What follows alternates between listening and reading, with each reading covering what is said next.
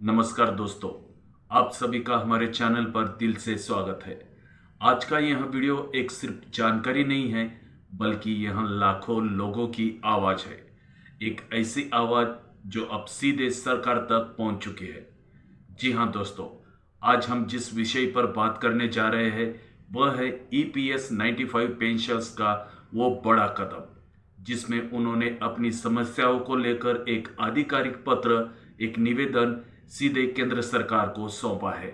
जी हाँ दोस्तों, यह कोई अफवाह नहीं है, यह कोई सोशल मीडिया की खबर नहीं है, बल्कि यह एक ऑफिशियल डॉक्यूमेंट है जिसे माननीय केंद्रीय श्रम और रोजगार मंत्री और ईपीएफओ के शीर्ष अधिकारियों तक पहुंचाया गया है।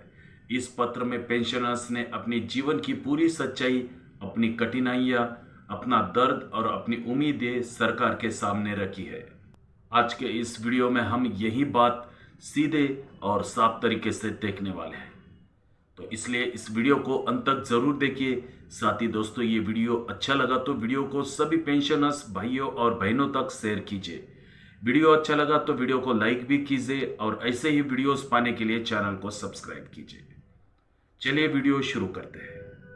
दोस्तों सोचिए, एक व्यक्ति अपनी पूरी जिंदगी में नौकरी करता है, हर महीने अपनी सैलरी से पैसे कटवाता है, इस उम्मीद में कि रिटायरमेंट के बाद उसका जीवन सुरक्षित रहेगा, उसे सम्मान मिलेगा, उसे किसी पर निर्भर नहीं रहना पड़ेगा। लेकिन जब वह व्यक्ति रिटायर होता है और उसे सिर्फ 1000 या 1170 रुपये जैसी पेंशन मिलती है, तो यह सिर्फ आर्थिक समस्या नहीं रहती, यह उसके सम्मान का सवाल बन जाता है। और यही बात इस पत्र में बहुत ही साफ तरीके से लिखी है। इस निवेदन में बताया गया है कि ईपीएस 95 पेंशनर्स ने अपना सेवा काल में नियमों के अनुसार हर महीने योगदान दिया। 470 रुपये, 417 रुपये, 541 रुपये, 1250 रुपये तक की रकम जमा की, लेकिन आज उन्हें जो पेंशन मिल रही है वह बेहद कम है। दोस्तों, इस पत्र में एक बहुत ही भावुक लाइन है जिसे सुनकर शायद आप भी सोच में पड़ जाएंगे।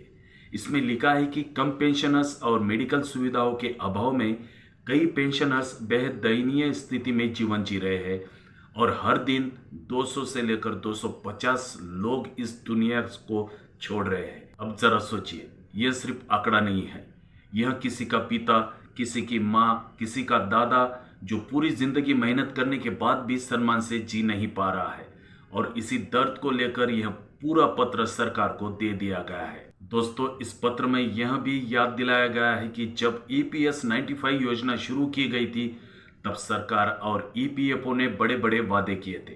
कहा गया था कि यह योजना सरकारी पेंशन से भी बेहतर होगी, हर 3 साल में इसका मूल्यांकन होगा। लेकिन हकीकत क्या हुई? ना समय पर समीक्षा हुई, ना पेंशन बढ़ी और ना ही पेंशनर्स की स्थिति में सुधार आया।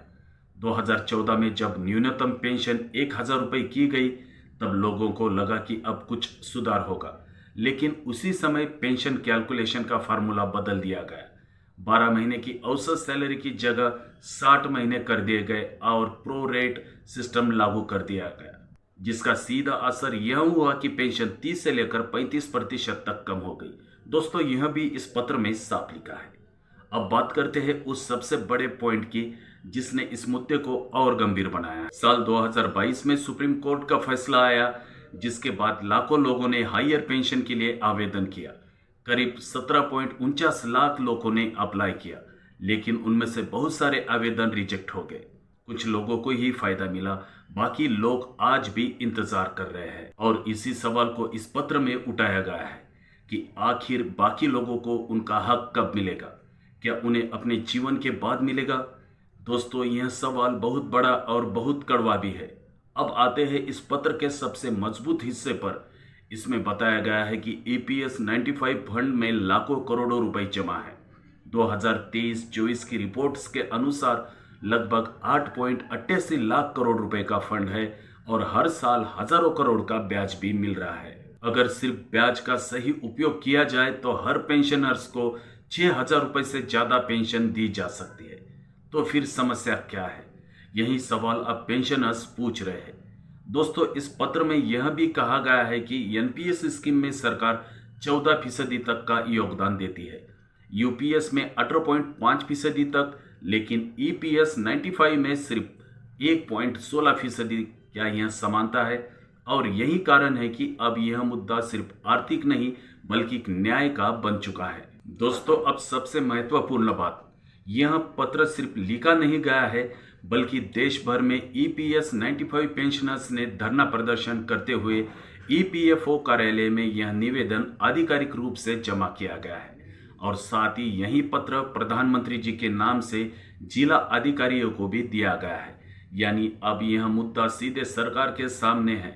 अब नजर सरकार के फैसले पर है। इस पत्र में पेंशनर्स ने सरकार से निवेदन किया है कि उनकी 4 मुख्य मांगों को लेकर जल्द से जल्द संसद या कैबिनेट मीटिंग में मंजूरी दी जाए। सबसे बड़ी मांग है 7,500 रुपए न्यूनतम पेंशन प्लस महंगाई भत्ता, साथ ही रियल सैलरी पर हायर पेंशन, फ्री मेडिकल सुविधा। दोस्तों, यह कोई लग्जरी मांग नहीं है, यह है बेसिक जरूरत। आज के समय में 1,000 या 1,500 रुपए में जीवन जीना असंभव है। अगर एक बुजुर्ग की मंथली कॉस्ट देखी जाए तो 8,000 रुपए सर 10,000 रुपए तक खर्च होता है, तो 7,500 भी एक बेसिक सर्वाइवल अमाउंट है। दोस्तों, इस पूरे मुद्दे में सबसे बड़ी बात है समय। अगर समय पर फैसला लिया गया तो लाखों लोगों का जीवन सुधार सकता है, लेकिन अगर देर हुई तो बहुत देर हो सकती है। और यही वजह है कि इस पत्र में सरकार ने विनम्र लेकिन मजबूत अपील की है कि इस मुद्दे को तुरंत सुलझाया जाए। दोस्तों, अब फैसला सरकार के हाथों में है, लेकिन आवाज आपकी भी जरूरी है। अगर आप चाहते हैं कि यह मुद्दा आगे बढ़े तो इस वीडियो को ज्यादा से ज्यादा शेयर करें ताकि यह आवाज और मजबूत होकर सरकार तक पहुंचे और आने वाले समय में कोई बुजुर्ग यह न कहे कि उसने पूरी जिंदगी मेहनत की लेकिन अंत में उसे सम्मान नहीं मिला। वीडियो अच्छा लगा तो वीडियो को लाइक जरूर कीजिए और ऐसे ही वीडियोस पाने के लिए चैनल को सब्सक्राइब कीजिए। धन्यवाद।